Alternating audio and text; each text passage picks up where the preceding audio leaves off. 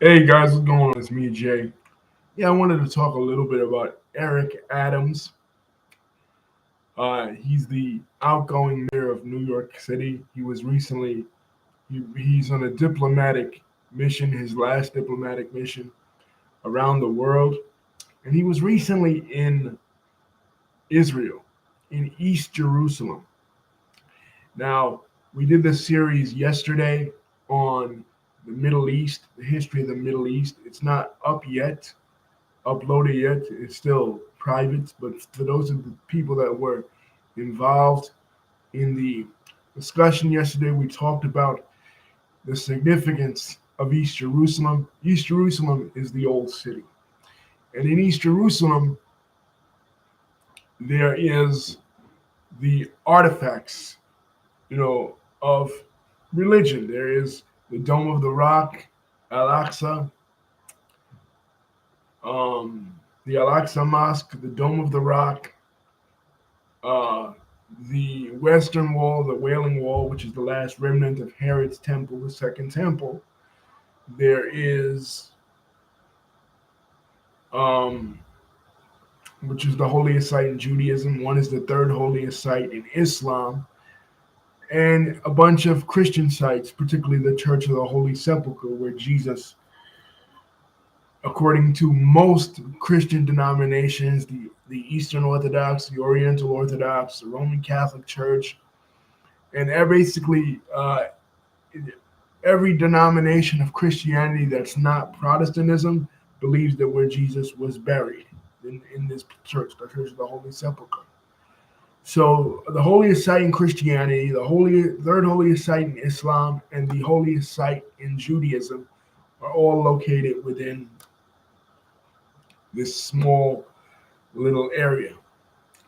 And Eric Adams goes there and, like other politicians, performs the ritual of praying at the Western Wall, putting his hand there, kissing the Western Wall. And supposedly, according to the belief, if you put a note in the crevices of the Western Wall, you get it answered. So many people go there and do that. They put the kippah on their head, the yarmulke, the white one, because that's significant for somebody who is not a religious Jew, or like Eric Adams, not a Jew at all.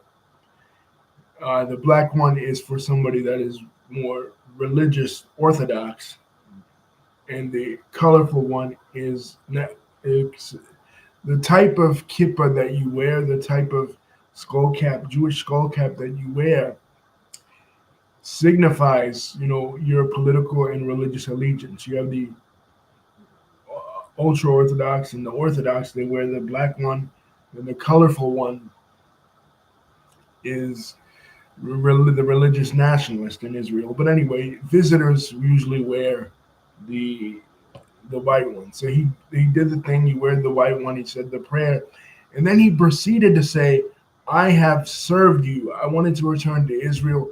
I have served you as your mayor." Now, last time I checked, I could be wrong, but last time I checked, New York City is not one of the cities in Israel. How did Mayor Eric Adams, who was the mayor of New York City from 2021 to now, serve the people of Israel? How did he serve the Jewish people in Israel? The Jewish people in New York? Yes. The Jewish people in Israel? No, absolutely not. And this was a political statement. And this was only done because of the election of the guy that's coming up next, Zoran Mamdani, who many people, Jewish people in New York and especially in Israel, believe is anti Semitic and anti Zionist. He for sure is anti Zionist, but he is not anti Semitic as far as I can tell. He is he's a Muslim, obviously. Zora Mamdani is. So like he's gonna have differences of opinion. Then uh, you know the Israelis. But by saying this, you're saying something completely stupid because you are the mayor of New York City. You are not the mayor of Israel. You're not a mayor in Israel. You're not the mayor of Jerusalem. As a matter of fact, let me look up mayor of Jerusalem. The mayor of Jerusalem is a gentleman by the name of Moshe Leon. Moshe Leon. Not you, Eric Adams. You're delusional.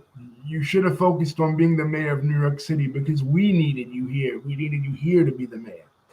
Now, he's going on other trips to other parts of the world. He's choosing to travel to reach out to the Muslim community in Uzbekistan. Now, here's the question I have. Why are you going all the way far to Uzbekistan, which is a country in Central Asia, and it's somewhat important to Islam? It's the academy in Samarkand is located there. The hadiths, which are secondary literature to Muslims besides the Quran, well, a lot of them were compiled by an imam from there named Imam Bukhari in a part of Uzbekistan called Bukharia, right? It's somewhat important to Muslims, but if you wanted to speak to Muslims and assure Muslim New Yorkers, like you were assuring Jewish New Yorkers that they were okay and that you served them as well, why didn't you just communicate with Muslims in where you're at in Jerusalem? Why do you have to go all the way to Uzbekistan? East Jerusalem is primarily Arab. You know, you have your 4 different quarters in Jerusalem. You have your Jewish quarter, your Christian quarter, your Muslim quarter, and your Armenian quarter. You could have communicated with Palestinian Muslims, right there. But you didn't want to do that because you feel like that's making a political statement. Well, I have news for you, Eric Adams. You communicated a political statement right now by going to East Jerusalem. You know that East Jerusalem and Jerusalem in general is contentious. You are implicitly recognizing Jerusalem as the capital of Israel. And not every state does that. In fact, the United States didn't even do that until Trump moved the embassy there in 2017, because the status of Jerusalem, because it's holy to all 3 religions, is contentious in this conflict. It's one of the things that is holding back negotiations between the Palestinian government, the PA headed by Mahmoud Abbas, and the government of Israel. It's one of the things that they always come to a standstill. There are basically 2 issues that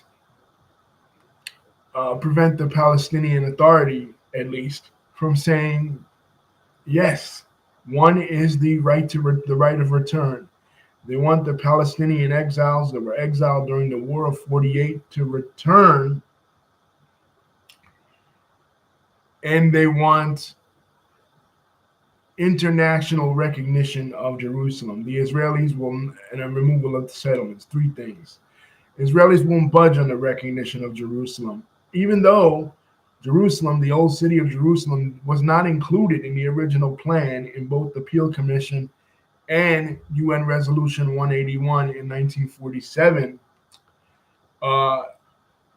that facilitated the creation of Israel. Jerusalem was not included. You know what I mean?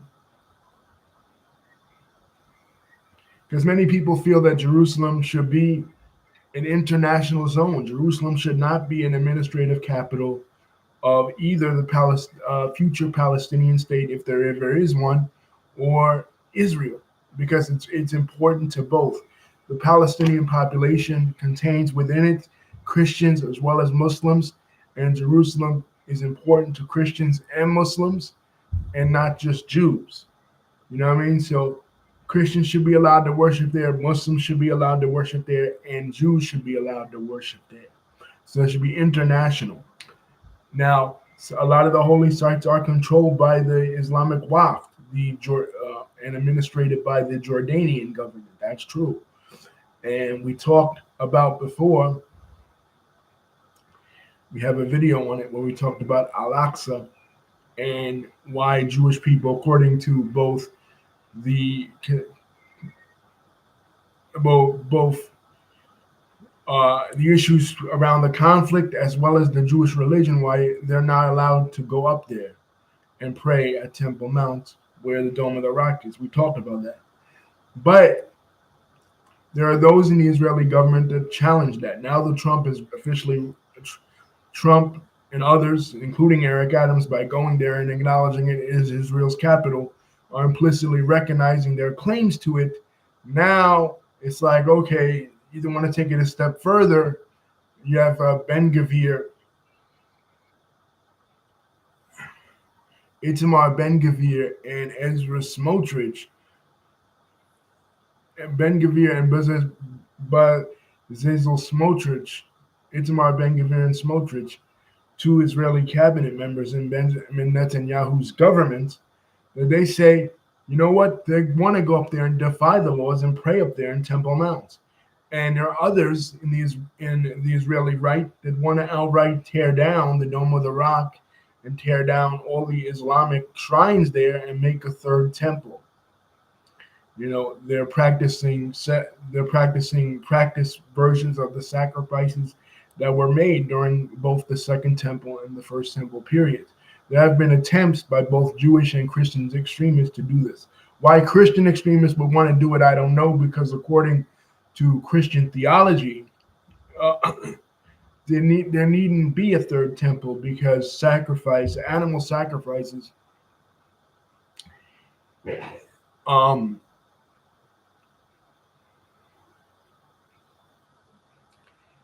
animal sacrifices in the Christian religion are not necessary. They're not needed.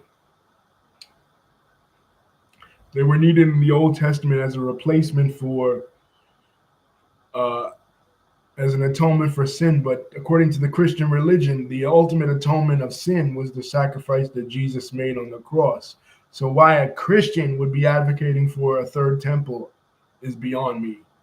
You know, there is no more third temple. The temple now where the Holy Spirit dwells, according to Christian theology, is the human body, the body of the believer, right?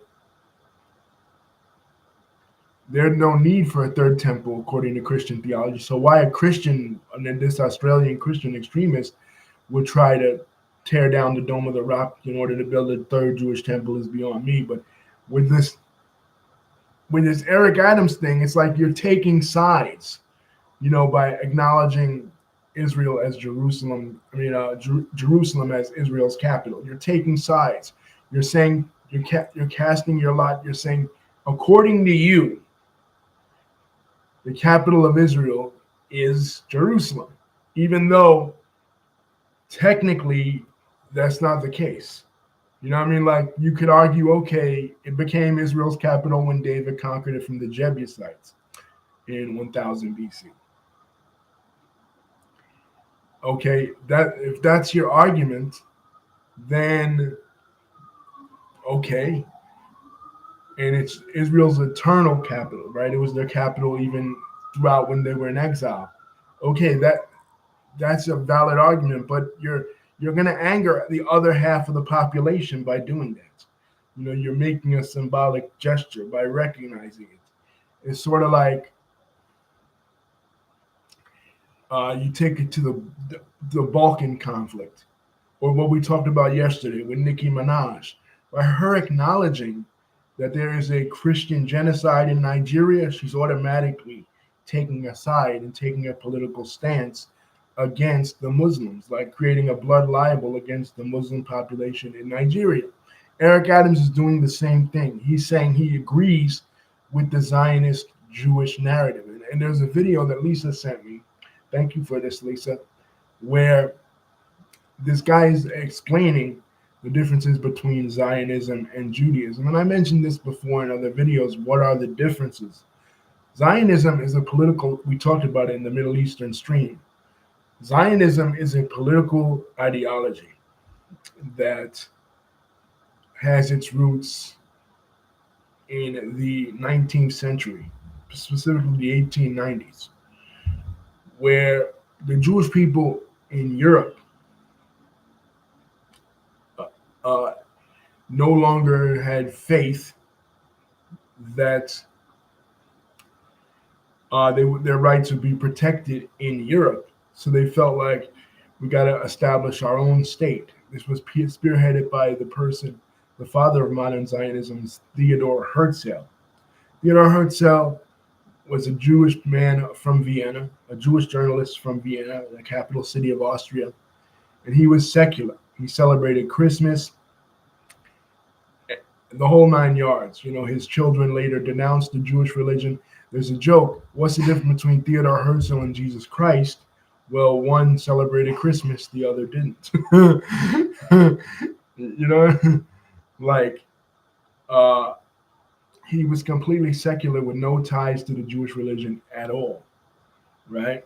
But he believed because of this Dreyfus affair, this anti-Semitic uprising in France against this guy that they perceived was a spy for the German army because he was Jewish. The French army considered him an enemy of the state. So Herzl stuck up for him, and he's like, you know what? They're doing this to high-ranking army officials like Alfred Dreyfus. You know, what will they do to the average Jew? It's time to get out of Europe, and it's time to relocate to our ancestral homeland, Palestine, our own homeland, because other places were considered. The idea that in order to be safe, Jewish people need a state of their own. They need a place to a place of refuge. And most of the Zionist Congress, they first convened in 1897 in Switzerland. Most of the Zionists believed it was Jewish nationalism. It was no different than Italian nationalism that came about in the 1870s or German nationalism that came about around the same time. Italian nationalism spearheaded by Giuseppe Garibaldi, and German nationalism spearheaded by Otto von Bismarck. This was a nationalist movement, same thing. The idea that in order for Jewish people to be safe, they needed a country of their own, they needed a state of their own. And there were other places suggested, like I said, Argentina, Madagascar, even Arizona in the United States. Uganda was a famous one. They almost went for that. But they really wanted the word Zion. Zion is another name for Jerusalem. They really wanted Israel, right? They really wanted Palestine. So they were going to go for Uganda, which was going to be hard because at that time Uganda Uganda's in East Africa, the place where Zoran Mandani was born, right? We talked about that with regards to Kamala when he died because his gimmick was the Ugandan giant, right? Kamala the wrestler, not Kamala the politician. But at this time, Uganda wasn't under the auspices of the British yet. This was before World War One. Neither was Palestine. So they were promising both places that they could not deliver. Uganda was semi-controlled by the Germans. The Germans had at that time tremendous influence in East Africa. The German Empire, headed by the Kaiser, and Palestine was under the Ottomans. But the British were promising this was a Uganda scheme, but most of them didn't go with Uganda. Most of them didn't go with Madagascar. Most of them didn't go with Argentina. They didn't go with Arizona. No other place they wanted Zion because that was the aim of Zionism, to return to what they perceived as their ancestral homeland in Palestine, the land of Zion. So it was a national movement. It had nothing to do with religion. Most of the Zionists were not religious. Chaim Weizmann, who became the first president of Israel, he became uh,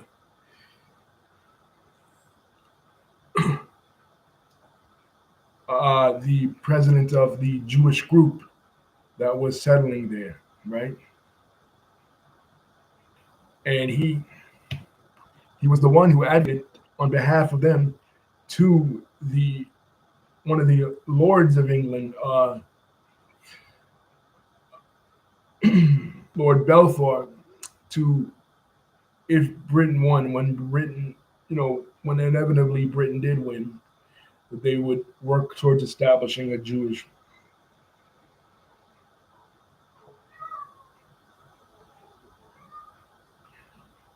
homeland in Palestine. And then after that, after he is gone, Chaim Weizmann, David Ben Gurion takes over. David Ben Gurion first comes to Israel in the early 1900s. I think it was like 1903 or 1902. I have Tom Zegev's book, A State by Any Means, about the life of David Ben Gurion. But he comes from Poland, right? And his name is David Green, right? But he changes it to he Hebraized his name, like many of them did. We talked about Benjamin Netanyahu doing that. Golda Meir did that. All of them, Moshe Sharet, Levi Eshkol, all of the leaders, the early leaders in the 20th century and even now, Hebraized their name because they all came from Eastern Europe. Most of them from Poland, but they were socialist. They came in different waves, different aliyahs, right? The first aliyah, the second aliyah, and most of them were, like I said, socialist. They set up these communities, these collective farms called kibbutz, basically communist type dream. And these worker guilds called the Histadrut, but none of them were religious. You know what I mean? Like religion didn't even factor in. I think David Ben Gurion was an atheist. you know, you know what I mean? So was Golda Meir. So was Moshe Sharet. So was Levi Eshkol, Yigal Allon, Menachem Begin. I don't know. He was like who? You had Zev Jab, and then eventually, what ends up happening is you have different factions of Zionism that develop. You know what I mean? You have the liberal faction, which is the party called the Mapai, the Labor Party, which was like labor parties in pretty much all Western countries. We don't have a Labor Party. We have the Democratic Party, which is basically the Labor Party here in the United States, a left-wing party. And then you had a revisionist Zionist party headed by a man named Vladimir Zev Jabotinsky. And his group, which is called Beitar. This is the right-wing Zionism, and they were basically more nationalist. They were less reliant on socialist economic policies and less willing to work with Arabs. Basically, they felt like the Zionism needed to be revised. It needed to be more militant, and it needed to include not only the west bank of the Jordan River, but the east bank of the Jordan River as well, which is now the modern day country of Jordan, which became Transjordan. Right? Zev Jabotinsky famously said, the west bank of the Jordan rivers is ours, and the east bank of the Jordan river is ours as well. And some say an idea of greater Zionism. Some say an idea of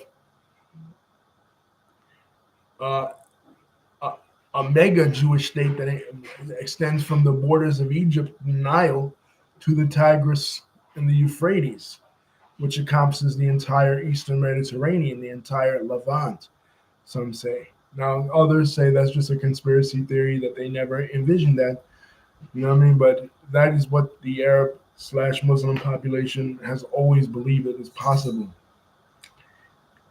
from the extremist Zionist wing. But this eventually becomes the right wing of the Zionist party, the Likud party, which Benjamin Netanyahu was a part of. And for the longest time, because of Israel's socialist founding and left-wing founding, the left wing dominated Israeli politics up until the 1970s. Because what happened in the 70s was that different issues started to face them because after the 6 Day War, they doubled in size. You know what I mean? Like they took over Jordanian territory, they took over Egyptian territory, and they had new issues that they had to face.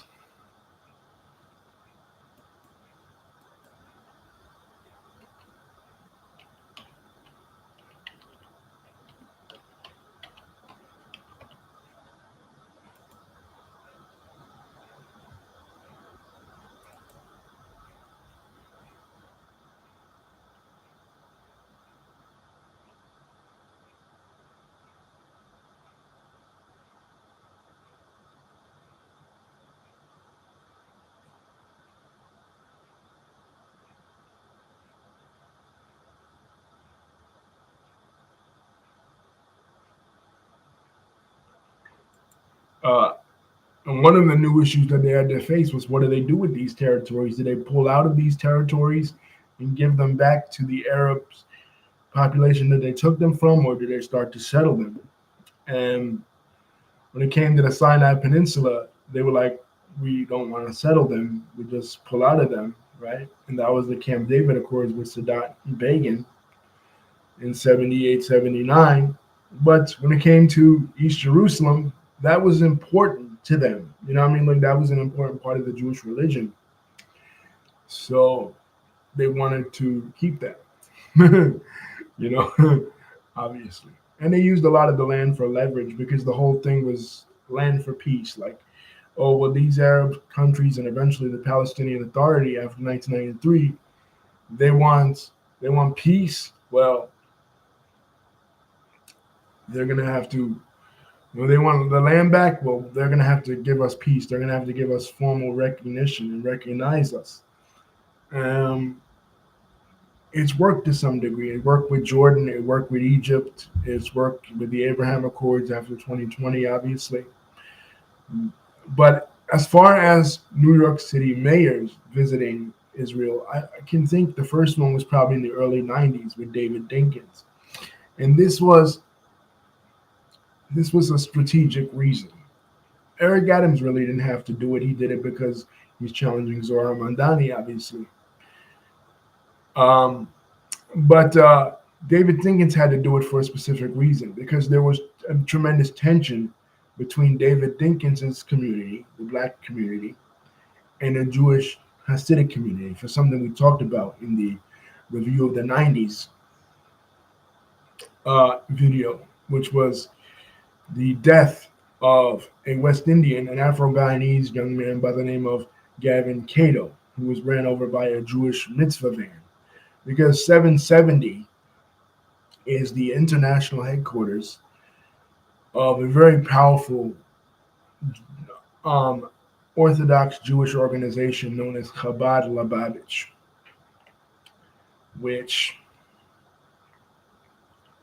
and at that time, the Chabad Rebbe, the Menachem Mendel Schneerson, was still alive. He passed away in 1994.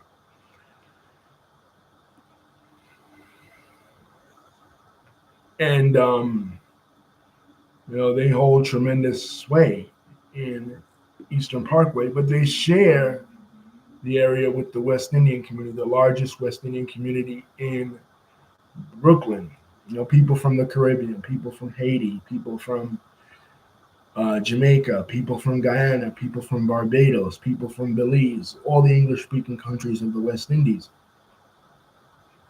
Obviously, most of them, if not all of them, are members of the broader African American community. And David Dinkins was the first black mayor of New York City. And this sparked days of riots between Jewish people and African American people, two very sensitive communities. The black community was calling it a lynching. The Jewish community was calling it pogroms, both hearkening back to things in their history that have been oppression. The pogroms were a series of massacres against Jewish people in Eastern Europe, particularly the Russian Empire, the Pale of Settlement, and lynchings. Obviously, we know what lynchings are. Attacks on African Americans that occurred similarly. Wilmington, North Carolina, Coley, Florida, Tulsa, Oklahoma, in the 1920s, 19 teens and 20s. Basically, a lot of them, that occurred. Uh, Red Summer in 1919 in Chicago is another example. So both these communities have had historic attacks against them, not really by each other, but by right-wing reactionary factions, be they in Europe or in the United States. So they each started to blame one another. And there was another incident where this young Jewish Australian young guy, Yankel Rosenbaum, was stabbed by an African American in retaliation to what happened to Gavin Cato. And the riots went on for days. So in order to make things cool again and to assuage the Jewish community, uh, David Dinkins became the first mayor to visit Israel because to show, listen, I'm cool with the Jewish people. I have nothing against them. I'm not anti-Semitic. But Eric Adams didn't have any of those issues. Are there attacks on Jewish people? Are there anti-Semitic attacks that occur against Jewish people, especially the Hasidic community? There are three main Hasidic centers in New York City. There is Borough Park, Brooklyn, Crown Heights, Brooklyn, which we talked about, and Williamsburg, Brooklyn. Borough Park is kind of the epicenter because that's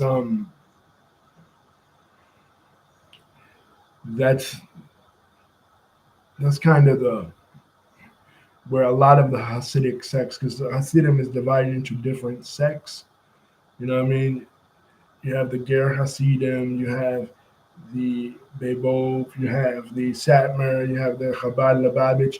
Depending on where in Eastern Europe they started and where their dynasty started and the Rebbe they follow, whether the Rebbe is alive or whether he a spiritual master, Kabbalist, basically, a master of the mystical branch of Judaism. Depending on which leader they follow and where in Eastern Europe what town in Eastern Europe they were established.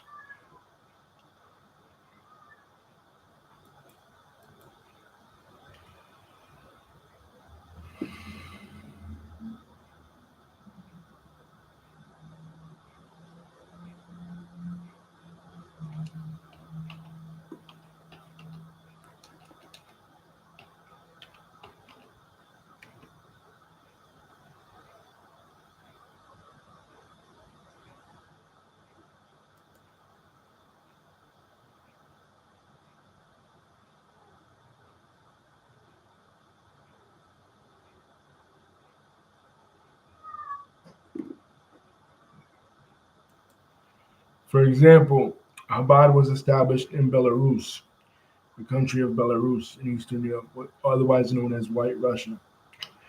Um, the first Hasidic sect was established in Medjugorje in the country of Ukraine by a gentleman by the name of the Baal Shem Tov. And basically, Hasidim, they wanted to simplify the Jewish religion because they felt like by the 19th century, uh, the Judaism had kind of gotten away from its roots. It kind of was less basic. They wanted to kind of simplify it. It was too caught up in scholarship and losing touch with the ordinary peasant in Eastern Europe. So they incorporated a lot of songs, they incorporated a lot of joy, a lot of dancing, a lot of music, and esoteric practices. And this was accepted in basically all the places in Eastern Europe, with the exception of Lithuania. The Vilna Gaon said, nope, We're not doing that. You know what I mean? It's too simplistic, and it's leading to the worship of a lot of the rabbis, taking the rabbis on as deities. You know what I mean? Saying that the rabbis have mystical powers and they could do miracles and stuff. That's kind of idolatry. So the Vilna Gaon in Lithuania, he was like, nah, we're not doing that. You know what I mean? Like, so they became the Miznagdim. They became the opponents of Hasidim. Right. Also, they were also ultra orthodox. Both Haredi, both ultra orthodox. Everybody at that time was orthodox. This was before the Jewish Enlightenment. What they call the Jewish Enlightenment is the Haskalah. We're familiar,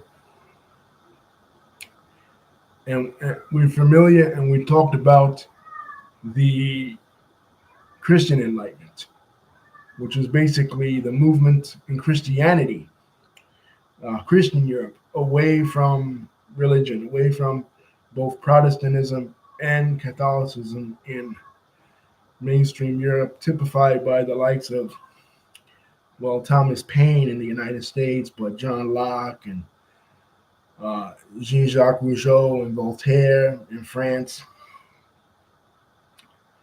A movement towards liberalism, the big L liberalism. Well, that occurred at a later date within Judaism under spearheaded by a man named Moses Mendelssohn.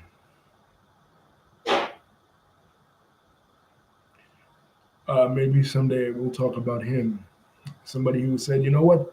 Why don't we reform Judaism? All these kinds of laws, and even including attachments to the land of Zion, the belief in the end of the Galut, the belief in the end of the exile.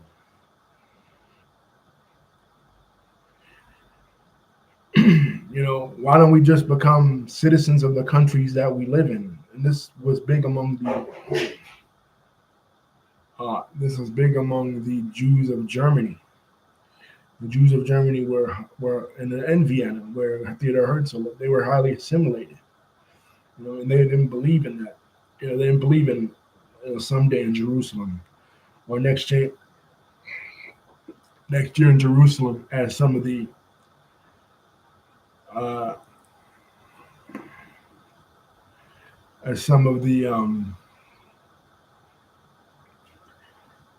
as people say, you know, at the Passover Seder and during the holiday of Passover, they didn't believe in that. They believe that they're just citizens of Germany of the Hebrew faith, citizens of England of the Hebrew faith, citizens of France of the Hebrew faith. They just believe that Judaism was just a religion. You know, I mean, they didn't believe it was necessarily an ethnicity, that they were anything different than their neighbors who were of a different religion. It was some movement towards secularism, and Reform Judaism comes out of that. You know, later, as Jewish people immigrate to the United States or immigrate to Western Europe, differently than Eastern European Jews who held on more tightly to religious orthodoxy.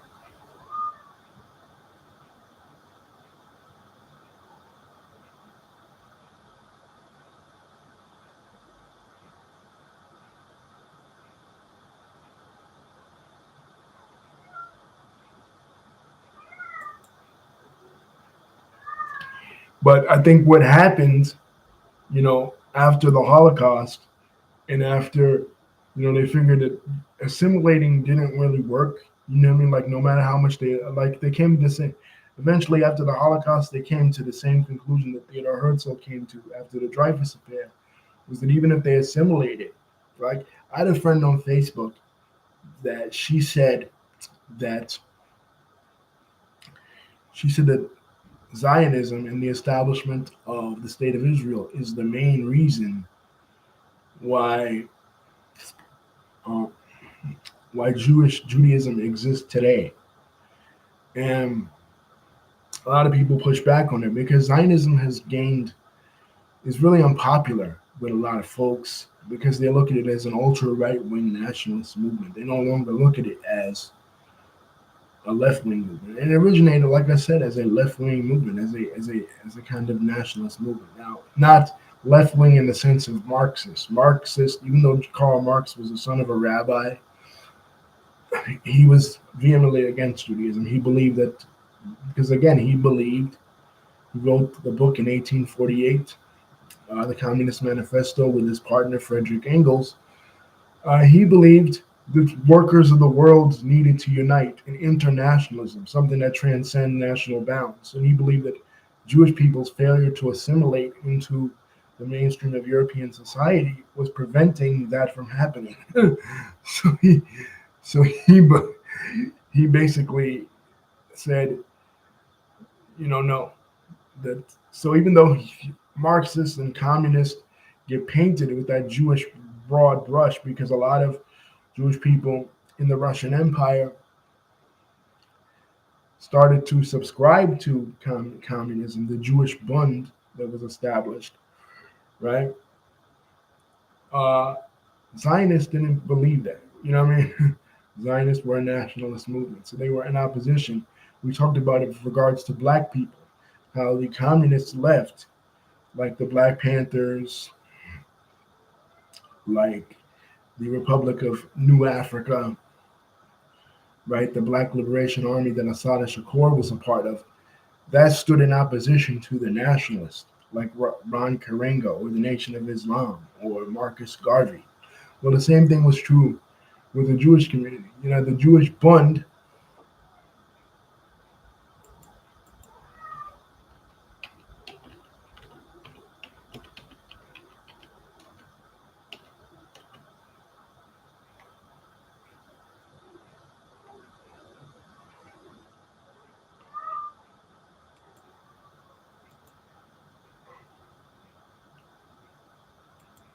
established the same year in 1897, October 7th, 1897, by these Jews in Vilna, right? We talked about Vilna.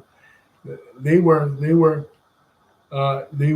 socialists. They were devoted to socialism. They were devoted to Marxism. They were not nationalists. But in the same year, you had the Zionist movement start, and they were nationalists. So just like in the black community, where it came to a head.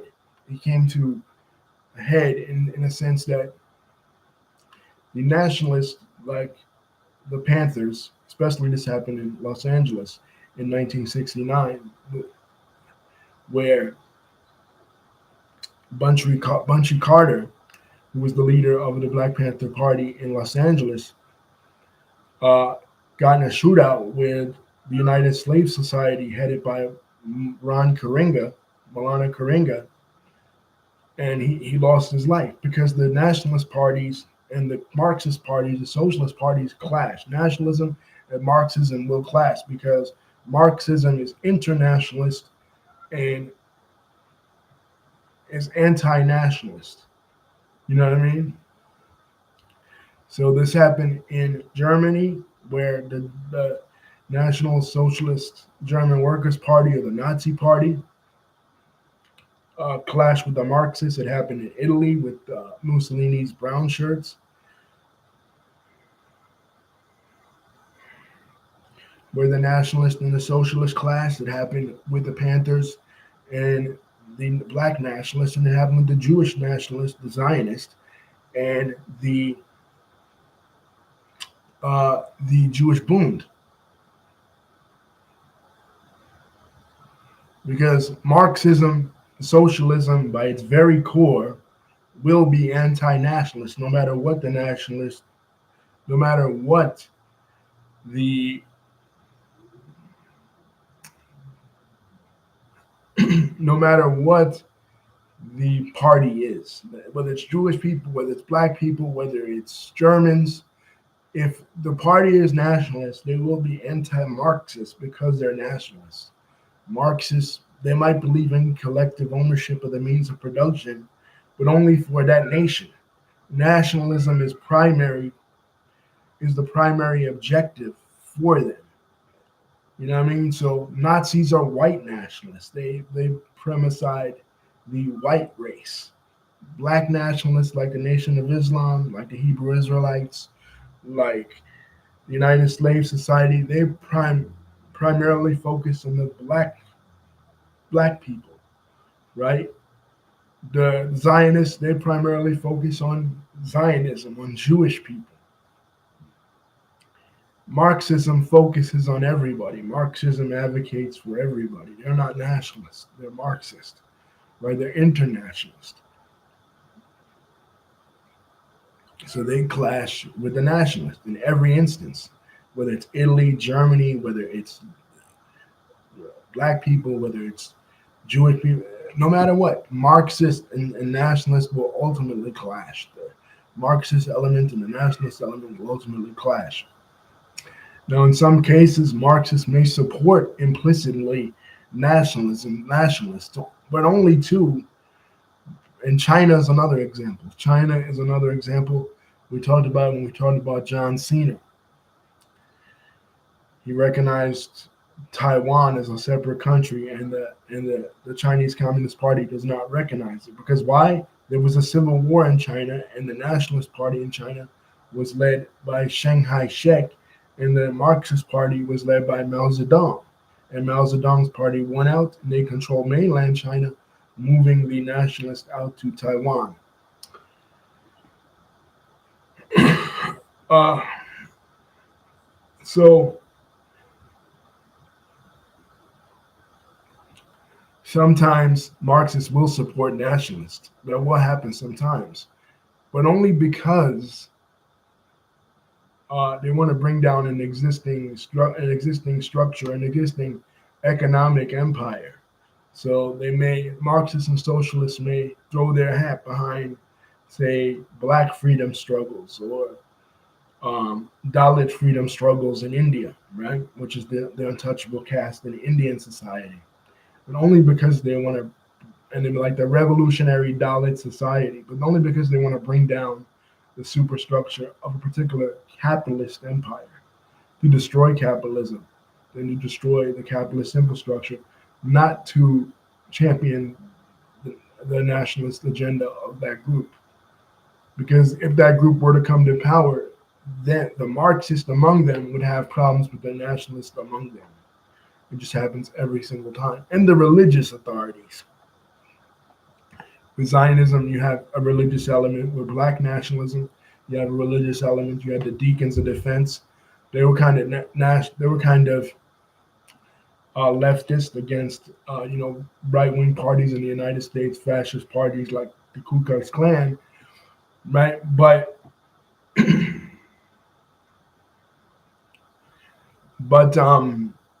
they also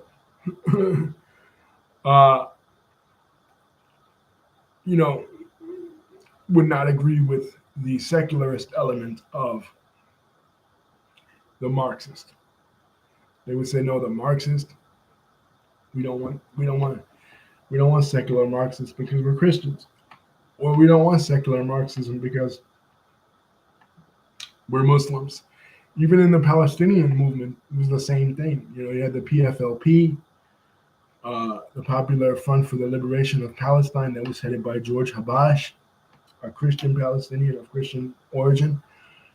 And that was not religious, but Hamas is religious. PLO was a secular organization, and they clashed with PLO was secular and leftist, and they clashed with the right-wing Hamas.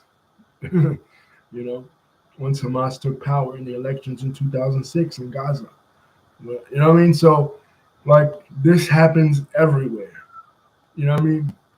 Ultimately, nationalism is ultimately right-wing, and internationalism, communism, may the workers unite to each according to his need, from each according to his ability,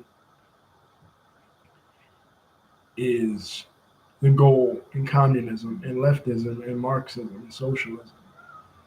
So, in short, Eric Adams is kind of like a nationalist in a way. He's championing MAGA, he's American nationalism. He's championing MAGA. You know what I mean? Like, even though he's a Democrat, he's championing MAGA, right? And Zohar Mandani is not that. That's why I'm saying Zohar Mandani is not an Islamist. And the Islamist ideology is an ideology. It's a little about Zohar Mandani. He he is not a fanatical Muslim. He's not like Hamas. He's not like ISIS. He's not like any of these.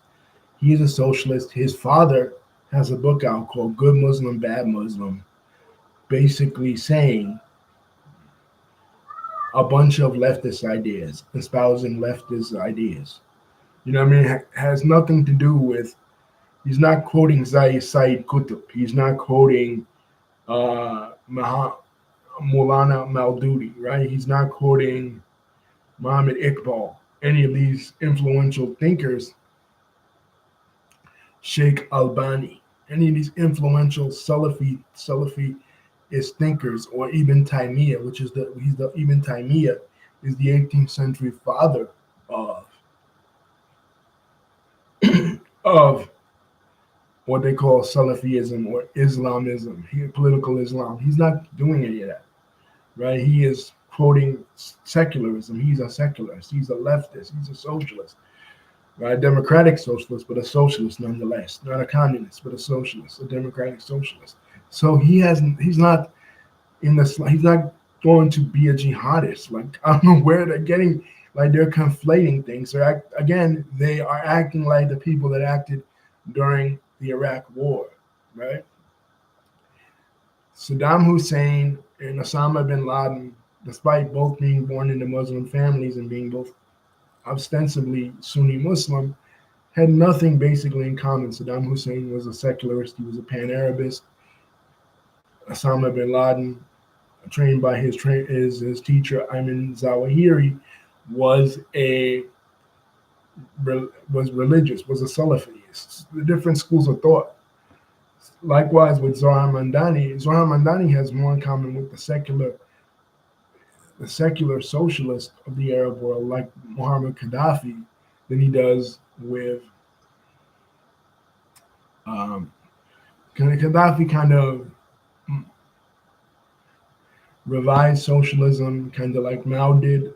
Like, socialism comes out of industrialized Europe, Marxism, Marxist-Leninism.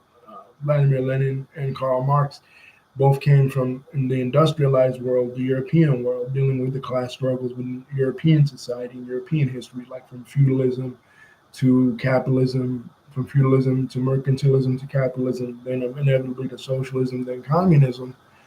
They were dealing with that trajectory,